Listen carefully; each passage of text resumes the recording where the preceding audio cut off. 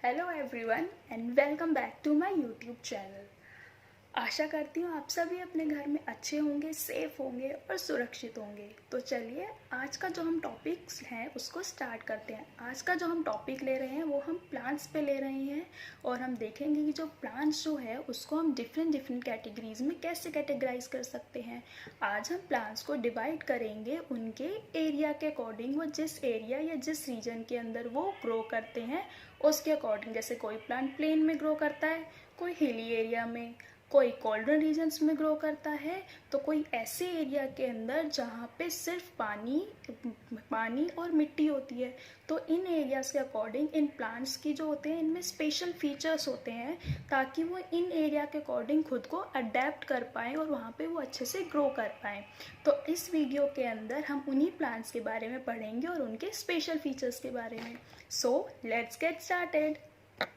तो यहाँ सबसे पहले हम देखते हैं प्लांट्स इन प्लेन्स, यानी कि वो वाले प्लांट्स जो कि हमको प्लेन एरिया पे मिलते हैं। जो एरिया एकदम प्लेन है, वो रफ नहीं है, ऊबड़ खाबड़ नहीं है, पहाड़ी एरिया नहीं है, ज़्यादा पानी वाला एरिया नहीं, एकदम प्लेन एरिया जो होता है वहाँ पे जो प्लांट्स होते हैं वो कैसे लगते हैं।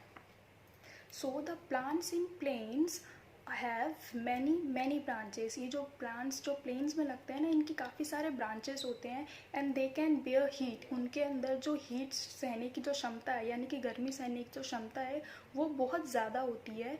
तो they can bear heat very easily. और विंटर सीजन में क्या करते हैं, अपनी जो लीव्स होते हैं ना उसको शेड कर देते हैं खुद को प्रोटेक्ट करने के लिए।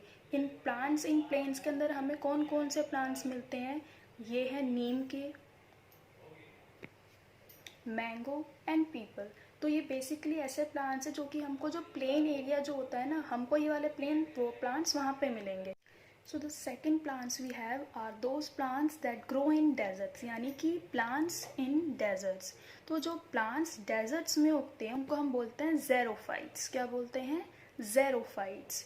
तो mostly these plants those grow in the deserts, they don't have leaves. उनमें जो होते हैं ना लीव्स नहीं होती, उनकी जो लीव्स होती है वो रिड्यूस हो जाती है स्पाइंस यानी जो कांटे लगे होते हैं ना प्लांट्स पे। जैसे कि कैक्टस प्लांट्स हमको पता है कि वो कहाँ मिलता है, हमको रेगिस्तान वाले एरिया में मिलता है जो डेजर्टेड एरिया होता है। तो इसके अंदर क्या लगे होते हैं, स्पाइंस लगे होते हैं, कांटे लगे होते हैं, इनमें लीव्स नहीं होती।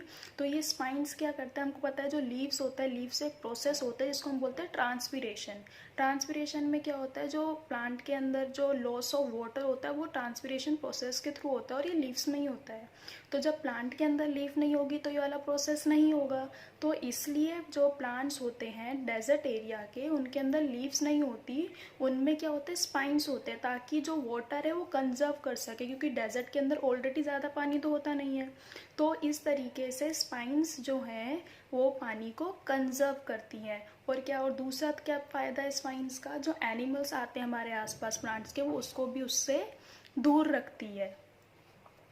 अब हम देखेंगे कि कैक्टस प्लांट के अंदर लीफ तो है नहीं। अब लीफ क्या करती है, लीफ का एक फंक्शन चलो हो गया कि वो ट्रांसपिरेशन करती है। दूसरा बहुत इंपॉर्टेंट फंक्शन है फोटोसिंथेसिस। अब जब वहाँ पे लीव्स ही नहीं है, प्लांट में खाना ही नहीं बनेगा तो प्लांट्स ग्रो कैसे कर पाएगा, वो जिंदा ही कैसे रहेगा।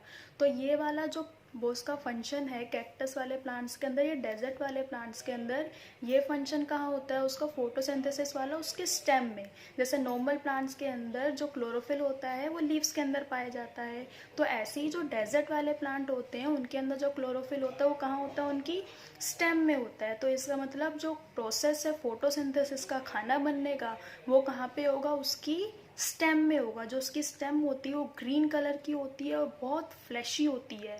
और यहीं पर ही जो उसका फोटोसिंथेसिस का प्रोसेस है वो यहीं पे उसका पूरा होता है।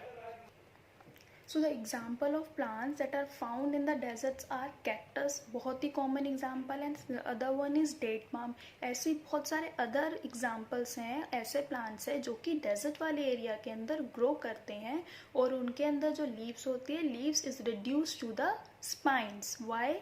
सो एज टू कंजर्व वाटर।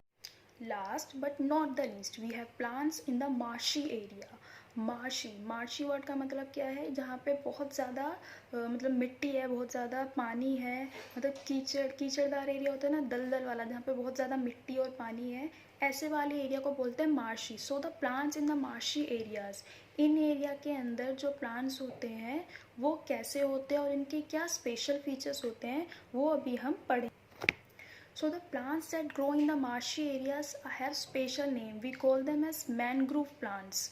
ये जो प्लांट जो होते हैं जो मार्शी एरियाज में लगते हैं इनको हम बोलते हैं मैनग्रोव प्लांट्स। कौन से प्लांट्स हैं? मैनग्रोव्स प्लांट्स हैं।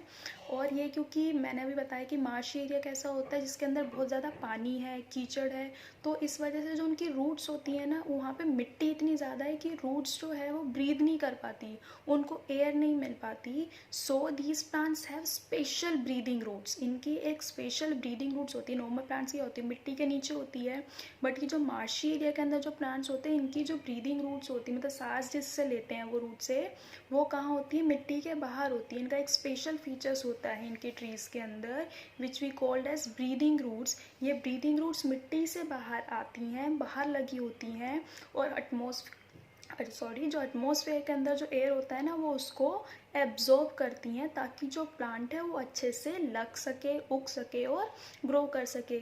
So the examples of marshy plants will be orchids, lilies, vines and ferns. इसके अलावा और भी बहुत सारे एग्जाम्पल्स होंगे, आप गूगल करिए और ज़्यादा एक्सप्लोर करिए इनके बारे में और ज़्यादा से ज़्यादा जानकारी लेने की कोशिश करिए।